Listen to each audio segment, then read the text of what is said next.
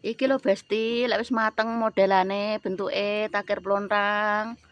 Lek keluargaku ada 5, dihitung 5, 1, 2, 3, 4, 5. Lek keluargane ada 2, 2. Ngitung keluarga, ngitung kepala, guys. Ini loh. Ini nanti sama Mas Dian mau diserahkan ke sana. Nanti mudah-mudahan dapat videonya ya, guys ya. Kok Pak Maji, Bapak Bumi, Bapak Angkoso nganunan ya. Bapak Bumi, Ibu Angkoso, Ibu Bumi, Bapak Angkoso dibolak-baliki piye to? Wis. Nggih.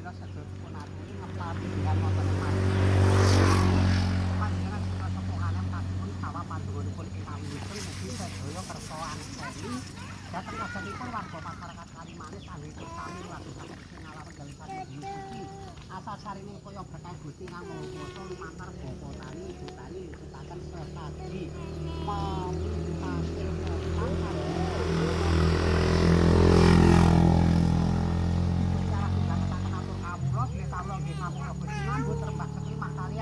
sedaya warga masyarakat Kalimanis iki kapulih ngekralaken anggenipun gelar wilujengan wonten ing dinten Rebo Kliwon malam Kemis Legi niki ingkang saperlu kadamel saos sedekah ngabekteni tanggal sepindhah ulan Sura ingkang miyosipun wonten ing dinten Kemis Legi.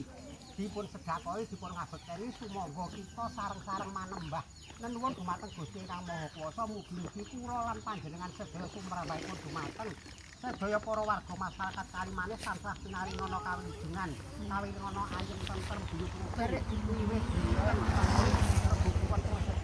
salaminipun asal tambah pengestune sederek sepuh miwahanen ingkang katuran wonten mriki sedayanipun. Nggih. Ingkang satuan kadamel ngabekteni dumateng Mbok Ratu Kidul mandhapipun dumateng Mbok Ratu Mas sak wadyabalanipun sedaya. Bung Topo Bung Tapi mawa gena mawa grito ping reges luntung waluh baju barat balane Bathara jajar kala kang katut lebulan angin.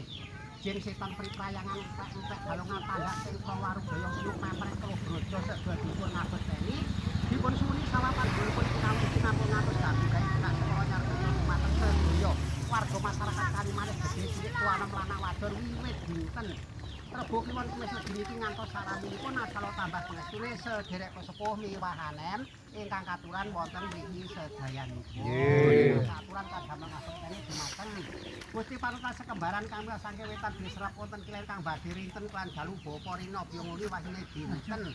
Kemis Legi ngandipun ngabekteni sumrambahipun dumateng dinten Pitu Penang Bangsa.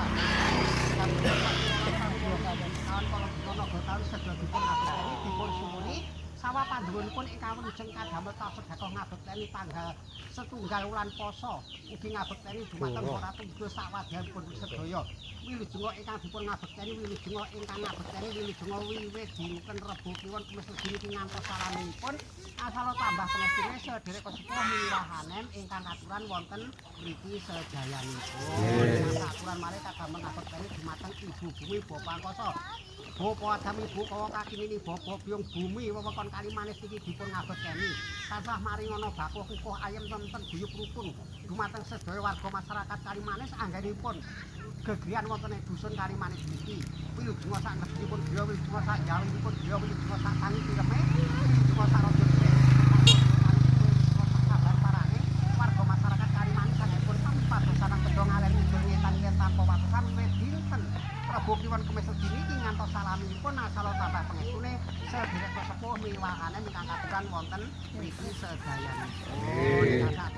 Aturan malih kadamel ngabekteni dumateng sedaya para leluhuripun warga masyarakat Kalimanis leluhur saking jalur saking estri-estri jalur ingkang mapan kiblat kawan gangsal ingkang wonten tengah sepuhane mageng alit ingkang krimatan kamboten krimatan ingkang telak ingkang tebih wonten budi kuburipun ingkang boten saged kasebat aminipun sedaya dipun sedekahi sedaya dipun ngabekteni mugi-mugi sedaya para leluhur sawasun dhateng jaman kelanggengan saged lepas parane padang dalane jembar kubure jati ngahumatipun Kanjeng Nabi disepuluh dosanipun tambahana ganjarane pinaringono papan kenikmatan dipun papaken wonten ing kasuwarganipun Gusti Allah Subhanahu wa taala wiwit dinten Rebo Kliwon Kemis Legi niki ngantos salaminipun ampun ngantos wonten ingkang gambir gawe tidak sekala nyarepipun dumateng sedaya para kulawarga lepat maringono pangapura rinten dalu wiwit dinten Rebo Kliwon Kemis Legi niki ngantos salaminipun asal tambah pengestune sederek sepuh miwahanen ingkang katuran wonten mriki sedayanipun.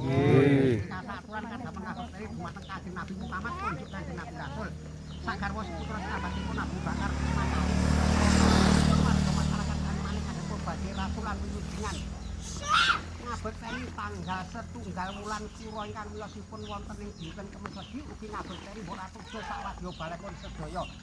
Sedaya namunan nuwun dumateng Gusti Kang Maha Kuwasa mugi Gusti Allah maringono kawilujengan dumateng sedaya para kulawarga ringkang dalu wit dinten Rebo Kliwon Kemis Legi niki ngantos salaminipun asal tambah pangestune sederek sepuh miwahane ingkang katuran wonten mriki sedayanipun. Aturan malih kadamel ngabekteni dumateng Ibu Pitul Jarah 8 kalih gebak Gusti Kula Saniwaja pamargi gepeng kacar awus ingkang pamor kasuwun. Sawah pandonganipun ingkang wilujeng ingkang kacar kadamel prabot nyambut damel ringkang dalu. Sedaya dipun ngabekteni mbok bilih warga masyarakat Kalimanis wonten geseh-gesehipun wonten kalpatanipun anggenipun ginakaken ampun ngantos wonten ingkang ganggu gawe gerak separa nyarbisa lepat maringono pangapura. Wiwit dinten sederek sepuh miwahanen ingkang katuran wonten mriki sedayanipun. Aturan malih kadamel ngabekteni dumateng para ingkang sami perlu dipun ngabekteni mugi sedaya warga masyarakat Kalimanis gedhe cilik kuwanom lanang wadon tansah pinaringono gangsal gampangipun padosaran sedaya sak saban sarane ngaleni dhewe tanpa watosan wiwit dinten Rebo Kliwon malem Kemis Legi niki ngantos salaminipun asal tambah pangestune sederek sepuh miwahanen ingkang katuran wonten mriki sedayanipun. Sasapuran malih ngabekteni dumateng Nabilas Nabi Gilir ingkang reksa toya miwah daratan mbok bilih wonten kalepatanipun warga masyarakat Kalimanis anggenipun sami mendhet ron toya kajeng kadamel prabot wilujengan saos sedekah ngabekteni tanggal setunggal wulan Sura ingkang miyosipun wonten ing dinten Kemis Legi ugi ngabekteni dumateng Mbok Ratu Kidul sakwadya bolanipun sedaya pun ngantos wonten ingkang ganggu gawe gedak sekara nyarbisa dumateng sedaya para warga masyarakat Kalimanis lepat maringono pangapura wiwit dinten Rebo Kliwon Kemis Legi niki ngantos salaminipun asal tambah pangestune sederek sepuh miwahane ingkang katuran wonten ing sedayanipun.